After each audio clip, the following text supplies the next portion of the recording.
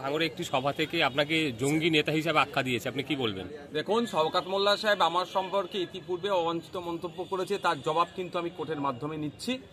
মামলা চলছে, তাকে কোর্টে টেনে হাজির করেছি। আবারও যদি এই ধরনের কোনো মন্তব্য করে থাকি, আমি ভিডিও আমার কাছে এসে পৌঁছায়নি, আমি দেখব, তাকে আবারও কোর্টে টেনে নিয়ে যাব। ওর অবাঞ্ছিত মন্তব্যের জবাব আমি অবাঞ্ছিত মন্তব্য করে দেব না, আমি আইনের মাধ্যমে এর জবাব দিয়ে চাইবো। এবং যে কথা বলেছে আইনের মাধ্যমে তাকে প্রমাণ করতে হবে, নাহলে তার বিরুদ্ধে মানহানি মামলা আমি করব, এটা বলে রাখছি। এটাকে ছাড়বো না। আর যদি আমি অনৈতিক দেশবিরোধী কার্যকলাপের সাথে যুক্ত থাকি, আমাকে স্পিকার স্যার এখনো কেন অ্যাসেম্বলিতে অ্যাক্সেস দিচ্ছে, কেন আমাকে রেস্ট্রিকেট সেখানে করছে না, সেখান থেকে কেন আমাকে বহিষ্কার করছে না? তাহলে কি স্পিকার স্যারের কাজের উপরে সে আগুন তুলে দিচ্ছে শওকত সাহেব? না, রাজ্যের মুখ্যমন্ত্রী তথা স্বরাষ্ট্রমন্ত্রী, পুলিশ মন্ত্রী কেন আমার বিরুদ্ধে ব্যবস্থা গ্রহণ করছে না?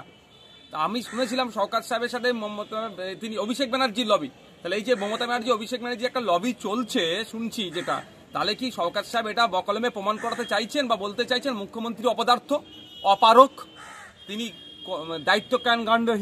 দায়িত্বহীন তিনি, যে নওশাদ সিদ্দিকী অবৈধ কাজের সাথে যুক্ত থাকার পরে তাকে কেন অ্যারেস্ট করছে না? এটা কি শওকত সাহেব বলতে চাইছেন? মাননীয়াও এটা দেখুক, আর আমি আমার মতো আইনি লড়াই করব, শওকত সাহেবকে আইনের মাধ্যমে বুঝে নেব। এর লড়াই এই যে লাফালাফি করছে, অবাঞ্ছিত মন্তব্যের জবাব বন্ধ করব আমি আইনের মাধ্যমে।